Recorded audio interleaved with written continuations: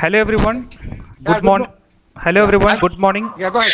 And on behalf of C3S, I welcome you all to today's session, C3S International Webinar on the topic Behind Bamboo Curtains, China's Actions in East Turkestan and Tibet. To present this topic, we have with us Prime Minister, Government-in-Exile of East Turkestan, Salih Hudayar, and Mr. Dorji, Research Fellow, Tibet Policy Institute, who is not able to connect with us today due to power shutdown and other issues. A warm welcome, sir, and we are delighted to have you with us today. To introduce the topic, China's dubious distinction of its treatment and systematic repression of its ethnic minorities is well known globally. In this regard, it is important to understand and recognize the inner dynamics influencing the ongoing process of ethnic and religious aggression inside China. China's actions against its minority has always been a cause of global concern. In the last 3 years, China is estimated to have put more than 1 million people in the re-education camps, making them leave behind their jobs, property, and their children. There is no question of a legal fight against the detention as reported. The marginalization of Tibetans, their language, and culture also merits distinctive attention. Acts of cruelties, unchecked human rights violation, enforced disappearances, and destruction of monasteries have been reported to have been carried out by China. With this, I would like to hand over to Commodore R.S. Vasan, sir, Indian Navy retired, for director's remarks. Over to you, sir. Thank you, Paula. I think you set the ball rolling. I would like to welcome the Prime Minister of East Turkestan, as well as Dorji. Hopefully, Dorji should be able to join us, and all the participants who have come here. We are looking forward to this event because after the COVID, whatever China has done has opened up new vistas of trying to understand China in terms of how it wants to deal with its minorities. Not that there's anything new. It is just that it's coming out in the open a lot more because of the aggressive campaigning, because of the inhuman ways in which it's treating its minorities, and going back on many of the agreements that were there, whether it's Hong Kong, whether it is the Tibet Autonomous Region, or other things, where it was supposed to have conformed to international norms. It has not done that. So this is a source of concern, and we would definitely like to understand what is happening there behind the bamboo curtain, as was brought out by Bala. And therefore, we look forward to this to try and understand. Also, there are many questions, and our own Colonel Hariharan has also written about this as to why the rest of the world seems to be silent, particularly the Muslim world, on the excesses which are happening in the Xinjiang province. So likewise, people are also silent about what's happening in many other areas in China. So this is where we need to understand what's happening and try and shape an international opinion on under discourse, enable the process of understanding China to be able to have something that puts a check to what China is trying to do. It seems to be getting away, not anymore. And this is where we are requesting our respected speakers to bring us update on what is happening and also tell us on what rest of the countries, including India and others who value human rights, can do this. Thank you, and over to the speakers. Unfortunately, I will not be able to continue here because I am returning today to Chennai. I will not have a continuous internet connectivity. So I'm requesting Mr. L.V. Krishnan to conduct the proceedings and also have the summary. The loss is mine. I would have missed out on the interaction, but all the best for this interaction, and we'll continue to keep in touch. Thank you. Jai Hind.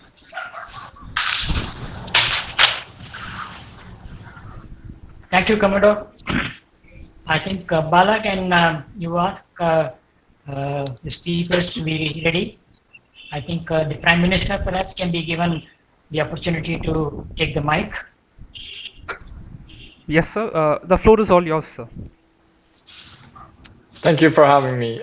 Firstly, I'd like to thank the Chennai Center for China Studies for hosting this much-needed webinar to inform India and the Indian people about what's happening in occupied East Turkestan and occupied Tibet.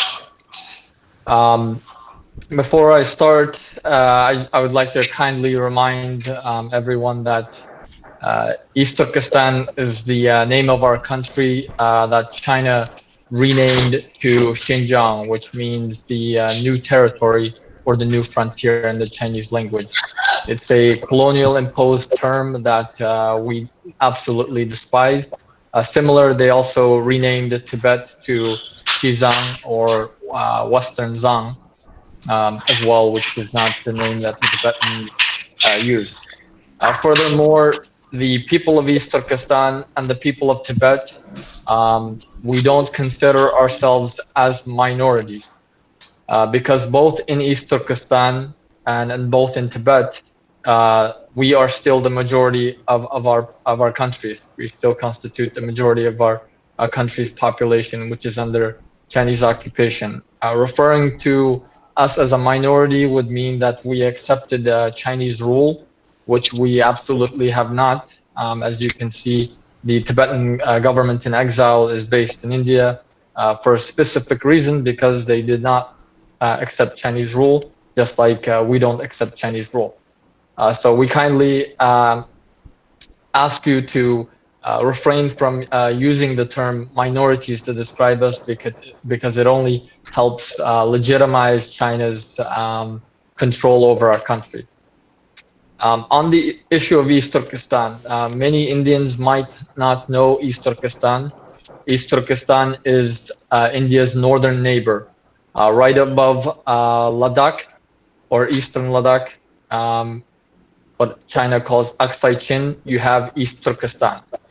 Historically, for thousands of years, East Turkestan and India have a long history of engaging in cultural and economic exchanges, which up until 1954 was continuous. In 1954, with the newly established People's Republic of China's closure of the Indian consulate in Kashgar, our ties with and connections with India was broken. However, India was the first country to open its doors to our people when we fled Chinese communist occupation of our country in late 1949 and early 1950.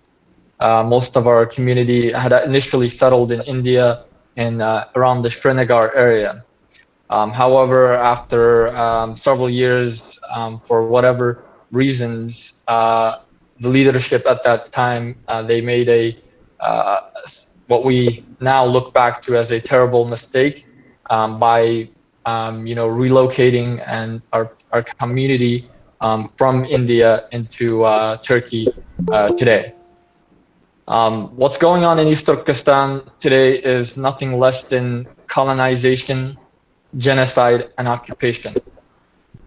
In 1949, on October 13th, 1949, following the proclamation of the People's Republic of China on October 1st, the Chinese communists invaded East Turkestan.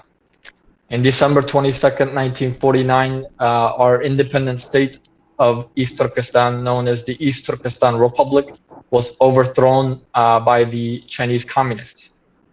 Since then, initially the Chinese, they had promised that they would help develop and modernize our country. The same promises that they are making to the world today through its Belt and Road Initiative. However, 5 years later, in 1954, they went back on their promises and set up the Bingtuan, which is the Xinjiang Production and Construction Corps. It's a 3.5 million strong paramilitary force, which was tasked with colonizing East Turkestan. In fact, they are responsible for keeping internal security, developing the regions, guarding the borders, etc. They are the ones that are responsible for building these concentration camps. They're the ones directly responsible for that, for running the labor camps, and for the prisons across East Turkestan as well. Earlier, you mentioned that there's 1 million people in the re-education camps. It's actually concentration camps, and it's actually at least 3 million. The US Department of Defense in May of 2019 stated that there were close to 3 million people, Uyghurs, Kazakhs, and other Turkic peoples in concentration camps.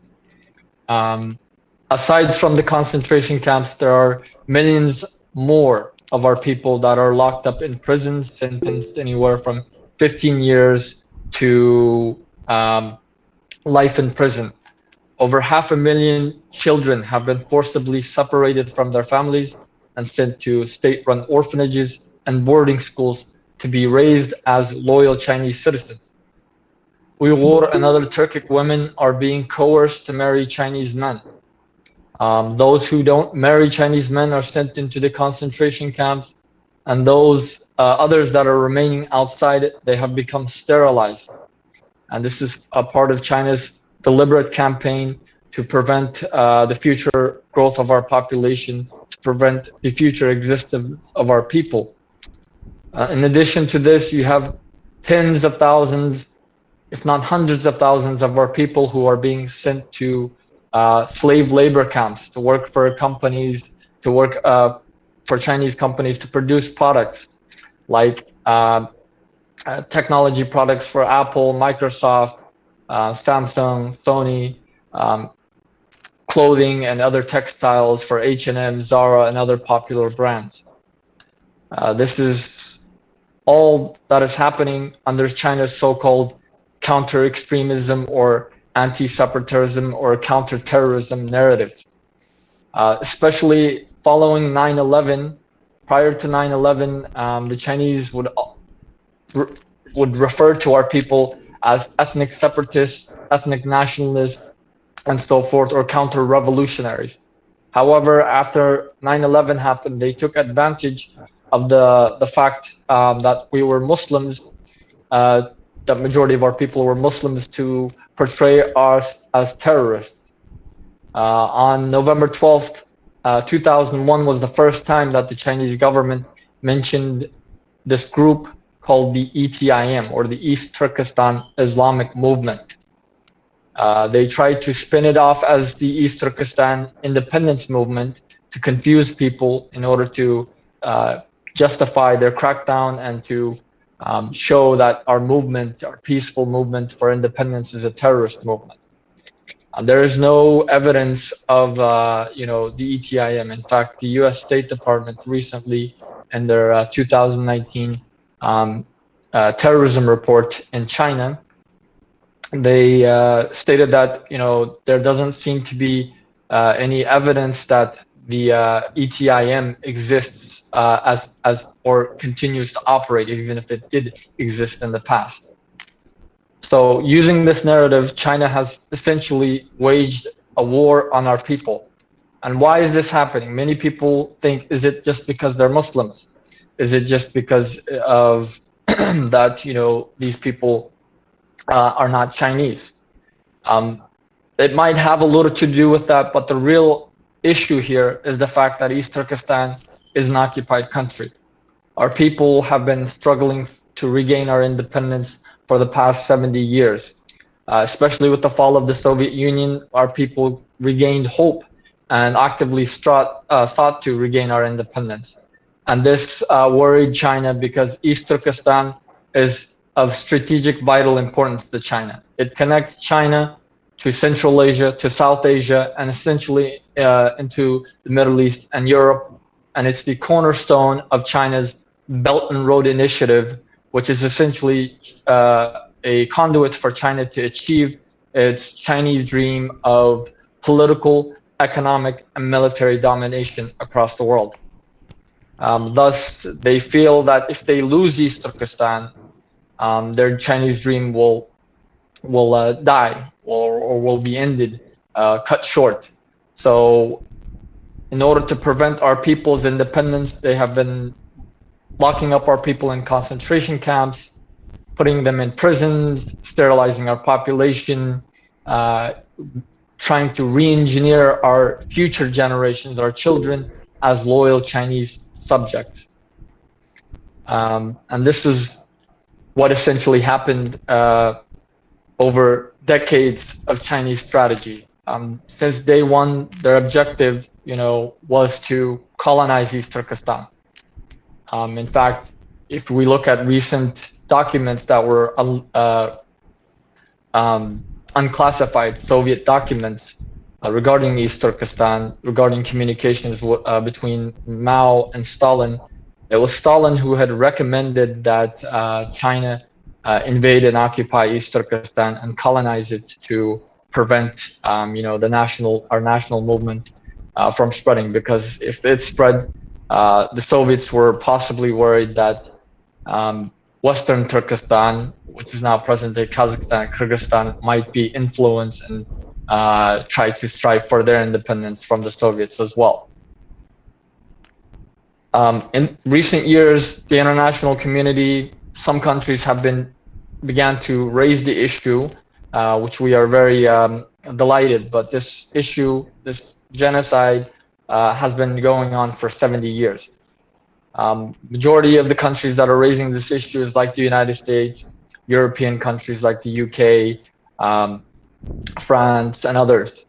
Unfortunately, the majority of the Muslim world, even though we are a predominantly Muslim nation, they have turned a blind eye to this deliberately because of China's money that they receive. China has promised them a lot of investments, a lot of loans, even countries like Turkey. Turkey, they are a Turkic country, they're a Turkic state.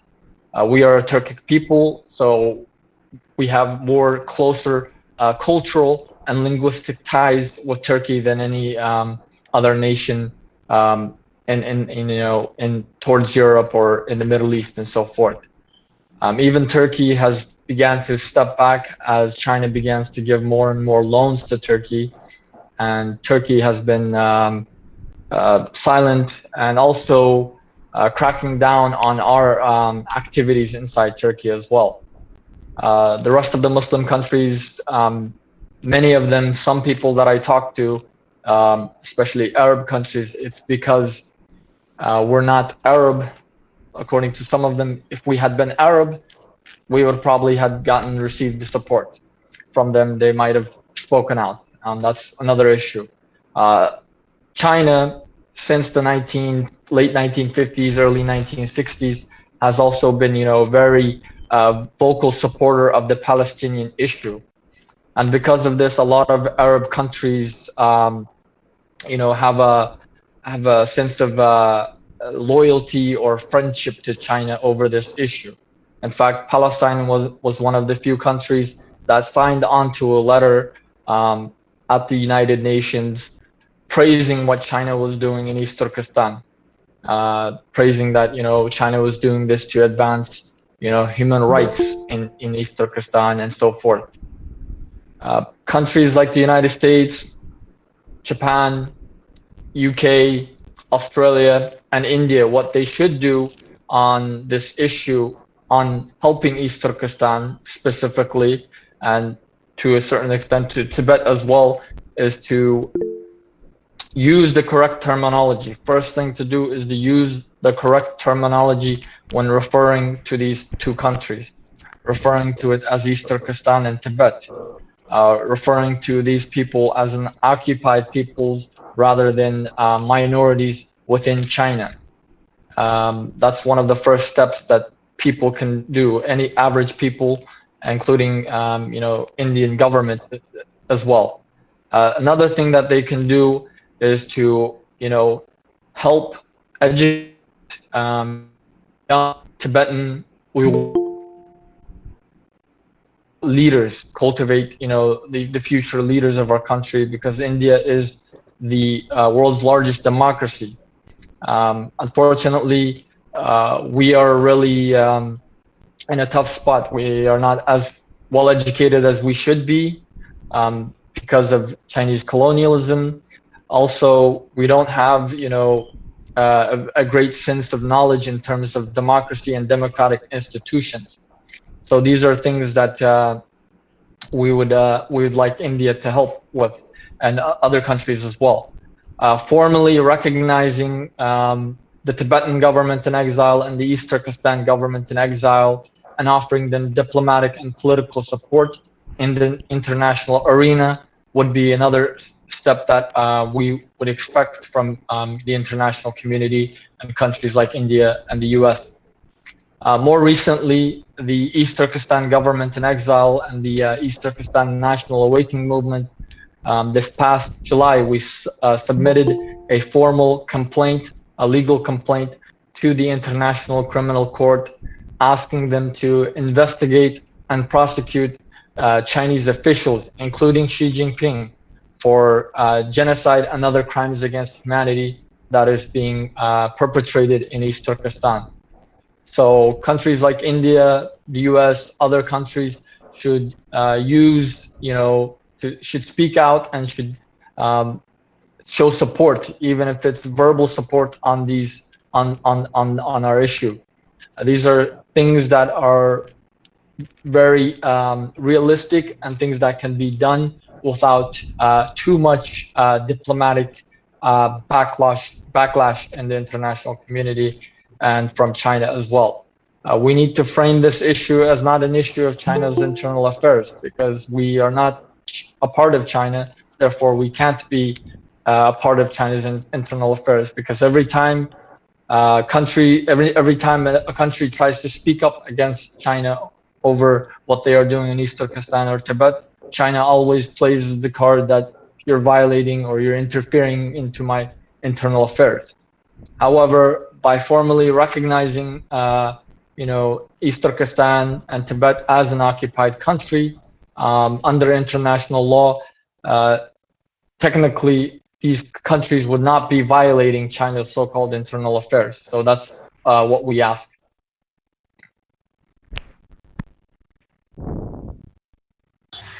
Thank you, Prime Minister, for a very detailed account of what you expect from India and other countries. You have also given us a detailed account of what the situation is with respect to the people who were originally in Xinjiang and have moved out of Xinjiang, and also those people who continue to live in Xinjiang. I think we should now perhaps open up the discussion for questions and answers. LBK, sir? Bala, yes, Bala, can you read? Yes, sir. Mr. Dorji is here. He has got his power back. So may I request Mr. Dorji, a research fellow from Tibetan Policy Institute, to share his presentation and thoughts on the topic? Oh, okay. Okay. We will have the question and answer later. Yeah. Yes, okay. Sir. After Dorji, sir. Yeah. Thank you. Thank you. Mr. Dorji, you may please come in. Thanks for connecting and pleasure to have you with us today, Mr. Dorji.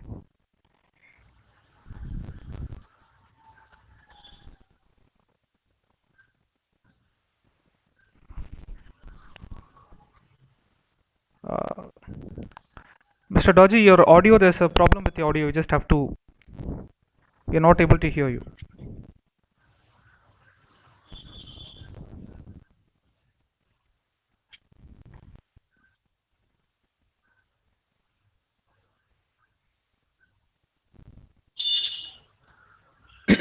Still, it's not audible.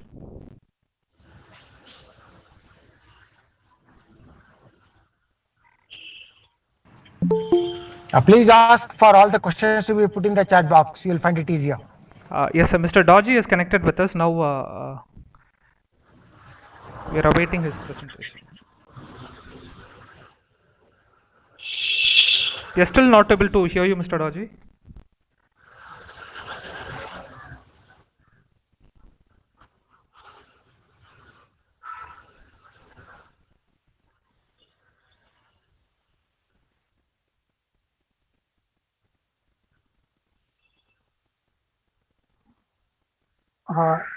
Bala, Yes. can we finish the first round of questions since it's related to the Turkestan issue, and then we can come to the Tibetan issue so that the questions don't get mixed up. There's some continuity that way. Sure. Ma, I think that's a good suggestion. Sure, we'll move into a question and answer session now until. Please inform Dorji also. Yeah, I just did, sir. Mr. Dorji.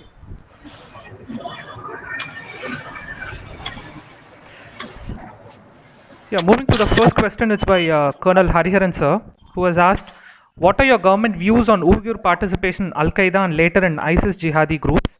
Have you tried to establish links to convey the truth about Uyghur oppression in China with help of sympathetic liberal segments in South Asia, that is Bangladesh, Pakistan? Yes, this is a very great question. Unfortunately, there have been Uyghurs that have ended up joining or ended up being participating in, various battlefields in Syria and Afghanistan. However, our opinion on this, majority of our people, we don't have any political Islamist ideology, or we don't have any jihadist ideology.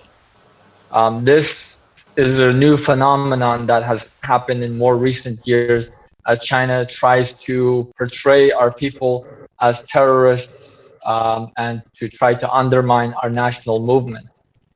If you look back at the origins of this started back in the late 1990s.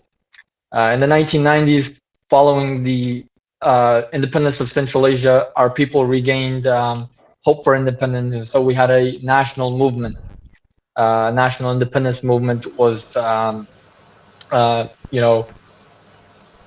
strengthened again, and because of this, the Chinese intelligence feared this, and they let a lot of Islamists that were in prison out of East Turkestan and sent them to Pakistan and Afghanistan, where in Pakistan they went to schools or madrasas, educated in madrasas run by the Jamaat-e-Islam, or the Pakistan Islamic Party, which is ironically the only political party in Pakistan to have direct strategic agreements with the Chinese Communist Party.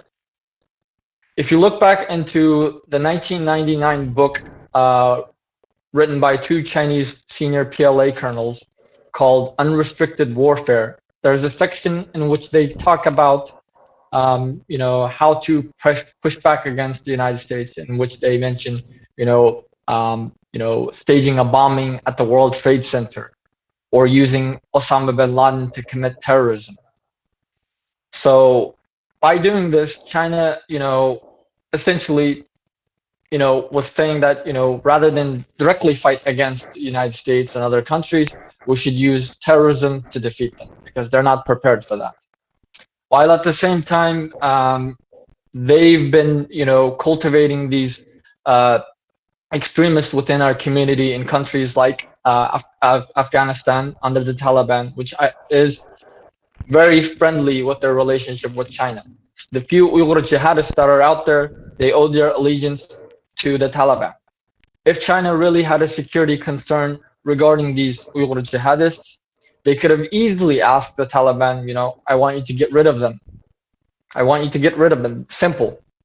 In exchange for the amount of money and funding and arms and technology that China has been giving to the Taliban would have happily done this. However, this doesn't fit China's agenda, because China needs to portray our people as terrorists. So in order to do that, they let the Taliban, in fact, they cultivate them under the Taliban and send them to Syria. For example, in Syria, there is reports of 20,000 Uyghurs. Many of them, crossed out of East Turkestan, went into Southeast Asia, then from there were given fake Turkish passports, went to Turkey, and then from there were bussed into Syria. If we look at this, how is it possible that 20,000 Uyghurs are able to walk magically, cross several thousands of miles of borders through China itself? Not through, the borders in Kyrgyzstan, not through the borders in Pakistan, not through the borders in Afghanistan or Mongolia or elsewhere, but through China into Southeast Asia, without Chinese intelligence knowing. Because in 2014, this is when this event happened, security was just as tight as it is today. Checkpoints every 500 meters. To even go beyond your own village, you have to have a special green pass. So here the Chinese intelligence are fully aware of this. So in order to justify the terrorism threat that they claim to be having, they have to turn a blind eye to these Uyghurs leaving East Turkestan through China into Southeast Asia and into Syria. and then where those Uyghurs, join up with radical groups like that are close with Al Qaeda, others along with ISIS. And even those groups, if you look at their ideology, if you look at what they are promoting in their propaganda videos, their goal is, before we liberate East Turkestan, we have to liberate Palestine.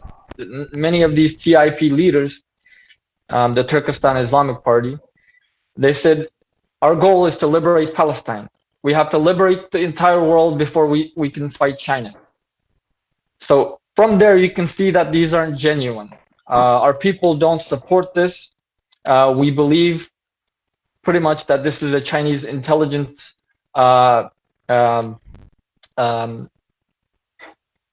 Chinese intelligence that is playing this game to portray our people as terrorists, because our goal is to restore our independence as a secular republic, the way it was prior to Chinese occupation of East Turkestan in 1949. A majority of our people are very moderate Muslims. We're not like the Muslims in Pakistan or Muslims in the Middle East. We don't have Islamist political ideology. But to justify this, China needs to play this game. So through this, they're using the Taliban, they're using the Pakistan Islamic Party to help cultivate these and brainwash these unfortunately ignorant Uyghurs into believing that they are, fighting, for a just cause. Thank you, sir. Next question is by Mr. Rishi Atre, member C3S. He has asked, as for resettling Uyghur in Srinagar, the valley already has social problems. Please comment on insurgency in Kashmir. Many refugees have turned to crime in Europe. Please comment on the duties of asylum seekers. So this was in Srinagar. This was back in the 1950s. By 1956, our entire community had relocated to Turkey. As far as the insurgency in Kashmir, to be honest, I'm not fully aware of everything that is going on in Kashmir. But again, this is being supported. What I do know is it's being supported by Pakistan. But not just Pakistan, but also by China. Because to destabilize India, China is, using Pakistan and its terrorist proxies to attack India. Because if you look at the 1999 book, again, this is something that China has made it a strategy for themselves. That we need to do this because if we go into a direct confrontation, we will end up losing. So therefore, let's use terrorists to attack other countries and weaken them. What asylum seekers need to do is, first of all, they need to respect the laws of those countries. They need to respect the people in those countries. They should be grateful that they were given refuge. They should work to, become a better productive member of that society. Especially in our case, what we tell our people is that one day we will go back to East Turkestan. So we need the help of every country, especially those countries that are hosting us, hosting our refugee communities. We have to respect them, we have to thank them, and we have to abide by their laws and do nothing to offend them or their people. Because firstly, they could easily deport us if China requested it. If they wanted to, they could easily deport us, like many other countries have. Many countries in the Middle East, many other countries neighboring us, like Pakistan, for example. They have a very bad record of deporting Uyghurs. In fact, if we try to flee through East Turkestan into Pakistan, they will shoot us at the border to prevent us from coming in. This is the type of things that happen. So essentially, asylum seekers need to, abide by the laws of those countries, respect the people there, and try to be a productive member of that society rather than engaging in activities that undermine the security and well-being of the country and its people.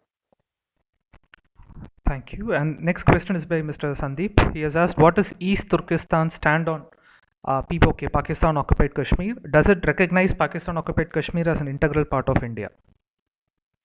So prior to 19, even before 1947, even before, until recent times, Kashmir was integrally a part of India. In fact, even Eastern Ladakh, what China calls Aksai Chin, it has been a part of India, which China invaded and occupied in 1962. So we recognize both Kashmir and Aksai, what is actually Eastern Ladakh, as an integral part of India, and we have no claims whatsoever on Eastern Ladakh. Historically, we've never had any claims over it. If you look at our republic's territorial map from 1949, when we were an independent nation, Aksai Chin or Eastern Ladakh was not a part of East Turkestan's territory. Thank you. There's another question by Rishi Atri. I think we can take up that question after Mr. Dorji's presentation, which is for Mr. Dorji. And there's another question by Mr. Rishi Atri. He has asked, there is a large Han Chinese population in Xinjiang. Will these become like ethnic Russians in the former USSR? So as far as the Chinese population in East Turkestan, majority of them are actually part of the Chinese security establishment. In fact, 1/4 of the Chinese in East Turkestan, according to some Western researchers, are part of the Chinese security establishment, especially the 3.5 million strong Bingtuan paramilitary. So in regards to that, we will not, be okay with, Chinese security and political forces remaining in East Turkestan. We will ask them to kindly leave when the time comes, when we regain our independence. As far as other Chinese, who wish to visit East Turkestan, they can apply for a visa and visit our country like they would visit any other country. Thank you.